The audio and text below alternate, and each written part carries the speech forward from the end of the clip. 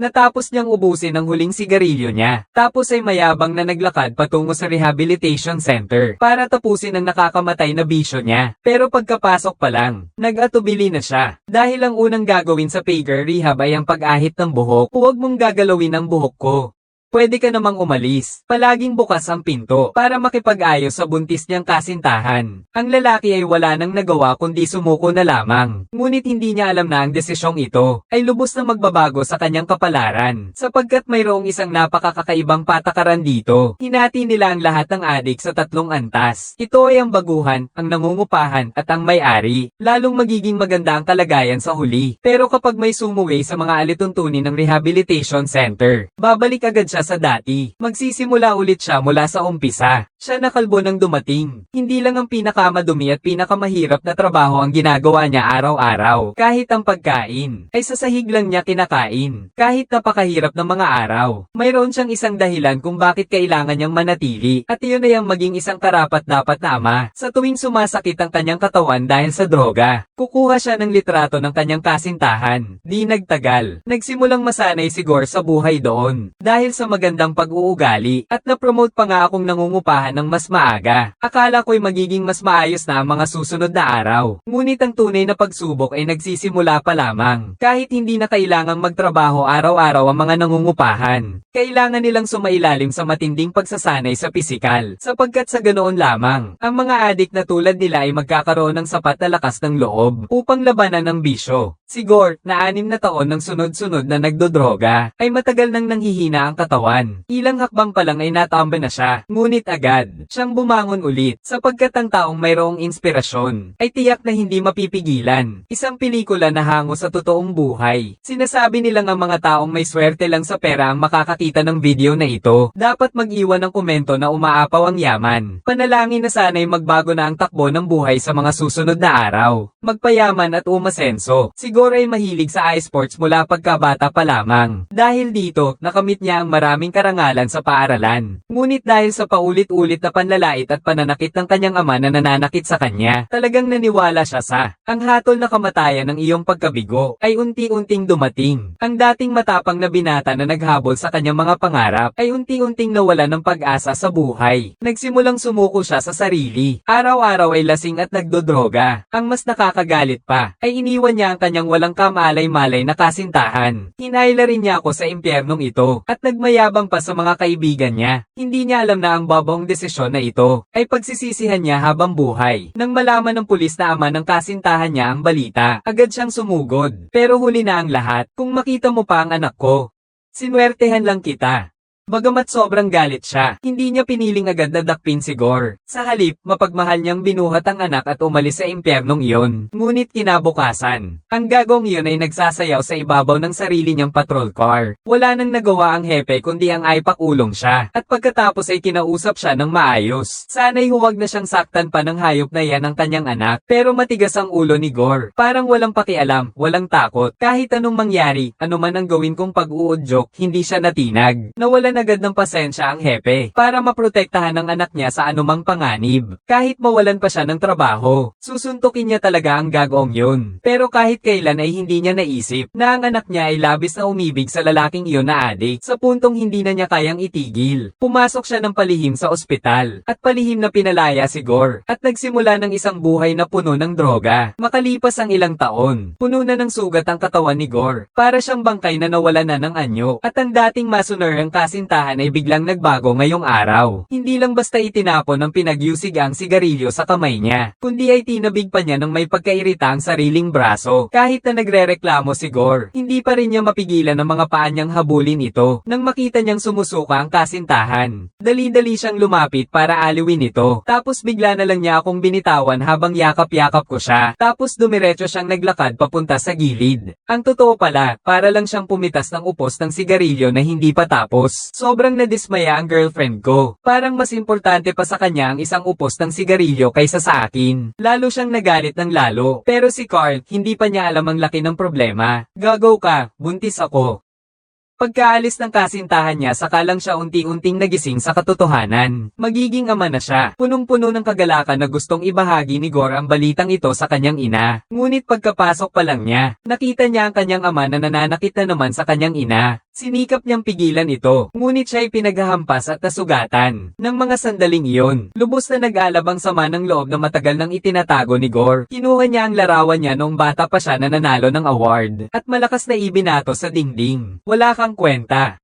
At hindi rin nagpatalo ang ama. Inihagis niya sa labas ang paborito nitong bisikleta, ng diretso. Pagdating ng gabi, dumating si Gore sa klinika para daw ay magpagamot ng sugat, ngunit may iba siyang pakay. Pagkaalis ng doktor, palihim siyang pumasok sa batika. Pagkatapos ay maingat na kinuha ang plastic bag at dinampot ang lahat ng morphine. Subalit habang paalis na siya, naabutan siya ng doktor. Ganun na nga, ikinulong si Gore. Maya-maya pa, dumalaw ang ina niya dala ang delatang pagkain at sigarilyo. Gustong-gusto nang malaman ni Gore ang kalagayan ng kasintahan niya, pero umiiwas ang tingin ng ina niya. Parang sinasadya nitong iwasan ang usaping iyon. Gusto nitong ay pa-abort ang anak niya sa tiyan. Natigilan si Gore sa narinig. Pagbalik sa kulungan, nakita nilang binasag niya ang kutsara, tapos binalot ng mahigpit sa tinapay. Sunod-sunod na isinubo. Pag umulit ka pa ng ganyang ingay, papatayin kita.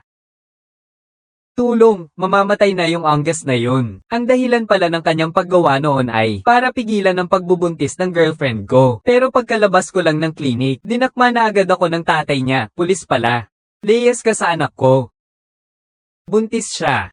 Hindi inakala ng hepe na ang anak niya pala ang nagdadalang tao ng anak niya. Makalipas ang ilang buwan, nakalaya na si Gore. Nang inig na siyang pumunta sa pintuan ng bahay ng kanyang kasintahan. Ngunit nakita niya ang kanyang ama sa batas na hepe ng pulisya sa baba. Kaya't para siyang daga na nakakita ng pusa. Nagtago siya sa isang sulok at hindi agad nakaakyat. Kaya naman, dahil sa pag-atake ng kanyang pagka-addict, bumalik siya sa dating madilim at maingay na club. Ngunit ang kanyang kaibigan ay nawala ng malay dahil sa labis na paggamit ng droga. Nagsusuka ng puting bula at nakahiga na walang buhay sa sofa. Nang makita yun ni Gore, agad niya itong dinala sa ospital. Ngunit sa huli ay hindi na ito nailigtas. Isang buhay na puno ng sigla ay nawala na lamang. Nang araw ng libing, ilang kaibigan lamang na gumagamit din ng droga ang dumalo. Parang nalilito si Gore. Nang lumingon siya ay bigla niyang nakita ang buntis niyang kasintahan na tahimik na nasa likuran na pala niya. Agad siyang lumapit at hinaplos ang tiyan ng kanyang kasintahan. Buti na lang at nasa loob pa ang bata. Pero sa sumunod na segundo, itinulak na siya ng kanyang biyenan sa hukay. Nakita niya ang itsura nito. Lubos ang pagkadismaya ng kasintahan niya. Pagkatapos ihulog ang isang bungkos ng bulaklak ay tumalikod na ito at umalis. Nang mga sandaling iyon, natanto na rin ni Gore ang panganib ng droga. Kaya naman pag-uwi niya, nagdesisyon siyang, kailangan kong ihinto ang nakamamatay na bagay na yon. 6 na taon na siyang gumon. Hindi lang basta-basta ititigil. Isang araw pa lang.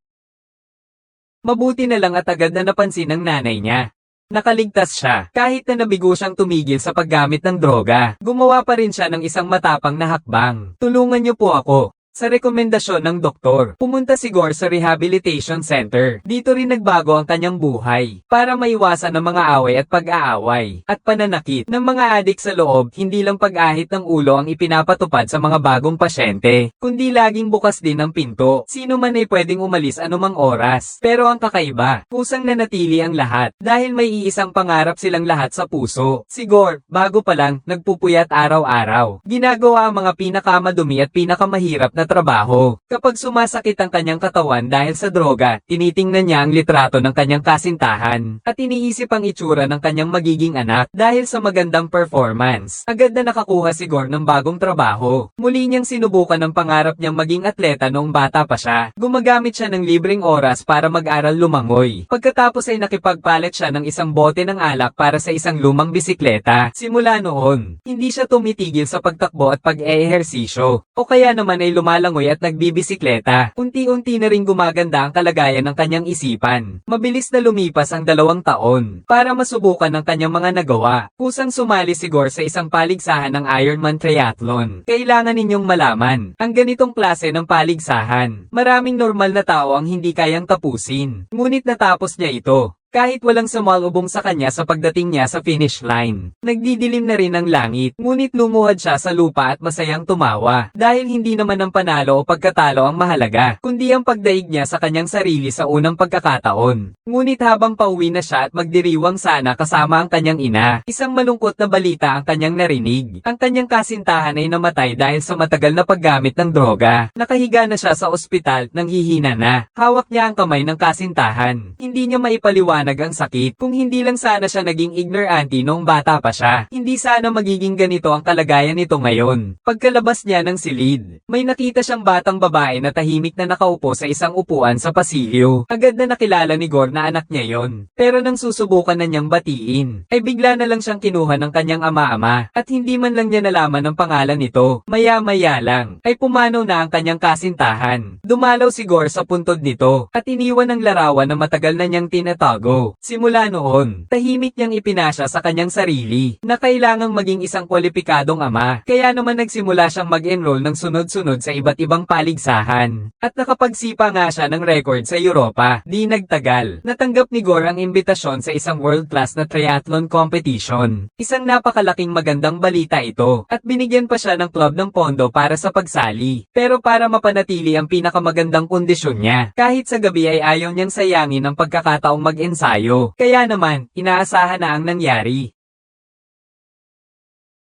Si Gore ay sugatan at puro pasa. Hindi na siya makagalaw. Pero hindi pa ito ang pinakamasama. Ang bagong nurse ay hindi alam na dati siyang addict sa droga. Kaya't diretso siyang binigyan ng isang injection ng morphine para mawala ang sakit. Dapat mong malaman, ito ay tiyak na nakamamatay para sa isang taong nakawala na sa bisyo. Walang duda. Di nagtagal. Bumalik ang pagka-addict ni Gore sa droga. Ang matinding sakit na parang kinakain ng mga langgam ay agad na kumalat sa buong katawan niya. Habang siya ay gumuho, bigla niyang nakita ang kanyang anak na babae na nakaupo sa tabi niya. Kahit na ilusyon lang niya ang lahat ng ito, buti na lang at nalagpasan niya ito. Pero mas mahirap ang mga susunod na araw. Dahil sa sobrang bigat ng mga sugat niya, kailangan na lang umupo si Gore sa wheelchair araw-araw. Kung magaling man, baka makalakad pa siya ng normal. Pero halos imposible ng tumakbo. At lalong imposible ng sumali sa mga kompetisyon na gaya ng Ironman. Ngunit habang siya ay nalulugmok sa kalungkutan, ang kanyang biyena na laging tumututol sa kanya ay biglang lumapit. At laking gulat niyang pinatibay siya nito, na muling bumangon. Bago umalis, sinabi pa nito ang pangalan ng kanyang anak na babae. Simula sa sandaling iyon, naramdaman ni Gore na puno siya ng lakas. Paulit-ulit siyang sumubok. Kahit madapa pa, pipilitin pa rin niyang bumangon ng buong lakas, gamit ang kanyang matatag na kalooban. Pagkaraan ng 6 na buwan, kamanghamanghang gumaling si Gore. Nagbago ang pananaw ng lahat sa kanya. Hindi na niya kailangang patunayan pa ang sarili sa sinuman. Ngunit nagpumilit pa rin siyang sumali sa paligsahan ng Ironman Triathlon. Alam niyang hindi na siya kasing lakas ng dati, ngunit hindi siya sasuko. Subalit bago magsimula ang paligsahan, bigla na lamang binago ng mga tagapag-ayos ang mga alituntunin ng paligsahan. Doble ang distansya. Paglangoy ng 8 kilometro, pagbibisikleta ng 360 kilometro, at dagdag pa ang 84 na kilometro ng pagtakbo. Isa pa lang yan. Marami ng buhay ang masasawi. Pinayuhan siya ng coach na pag-isipan mabuti. Kahit sumuko wala namang manghuhusga. Pero nagpumilit pa ring sumali si Gore. Nang ito na ang referee. Sabay-sabay na sumugod sa tubig ang mga kalahok. Ngunit nasa kalagitnaan pa lang. Bigla na lang siyang naubusan ng hininga. At lumubog sa tubig. Mabuti na lang at agad siyang napansin ng lifeguard. Kaya nakaligtas siya. Pagkatapos niyang maka-recover, sumisid ulit siya sa tubig. Pero ang nangyaring aksidente ay nagpahuli sa kanya sa grupo ng mahigit 10 minuto. Pero ayos lang. Dahil ang susunod ay ang kanyang pinakamagagalingan, ang pagbibisikleta. Nauna na siya sa kanyang mga kalaban. Sa pagtatapos ng round na ito, lahat sila'y naiwan niya sa likuran. Pero ang huling parte, 80 kilometro na marathon ay hindi kayang tapusin ng lahat nang wala pang 10 kilometro na natitira papunta sa finish line. Hinahapo si Gore sa gilid ng daan. Dugo na ang kanyang mga paa sa sobrang pagkasira. Ngunit kahit kailan ay hindi niya naisip ang sumuko. Nang dumating ang kanyang coach, naghingi siya ng kutsilyo at tinapyas ang harapan ng kanyang sapatos. Pagkatapos ay nagpatuloy siya sa pagtakbo. Tumakbo siya mula umaga hanggang gabi. Unti-unting nanlalabo ang kanyang kamalayan. Nang makarating siya sa isang kanto, hindi na niya malaman ang direksyon. Bigla na lang may lumitaw na pamilyar na figura sa gilid ng daan. Ang kanyang yumaong kaibigan pala. May hawak itong droga at tinanong siya kung gusto ba niyang maggamit. Hindi lang siya, isang iglap. Pinalibutan siya ng lahat ng addict sa club. Pati na ang kamakailang namatay niyang kasintahan. Natakot si Gore at dali-daling tumakas. Ngunit hinaranggan siya ng isa pang sarili niya. Parang demonyo ito. At inihagis si Gore sa lupa. Sinisikap nitong manatili roon magpakailanman. Nang biglang, isang liwanag ang sumilaw. Ang anak niya iyon. Muling tumayo si Gore. Magiging isang karapat-dapat na ama siya. siya. Kailangan niyang daijin ng takot, daijin ng mga demonyo. Isang malakas na suntok. Bumalik si Gore sa realidad. Pilay na naglakad patungo sa wakas. Mula sa isang dating adik na pinabayaan ng lahat tungo sa pagiging kampyon sa mundo. 14 na taon niyang tinahak ang landas na ito. 5,110 araw at gabi. Nagdalawang isip at sumuko rin siya. Gumamit pa nga siya ng droga, nagnakaw, at nakulong. Ngunit paulit-ulit siyang pumili na bumangon at magpatuloy ng may tapang. Kapag ang isang tao ay may pananalig, sisibol ang malakas na tibay ng loob. Hindi lang ang sarili natin ang dapat nating harapin. Kailangan mo ring daijin ang iyong sarili.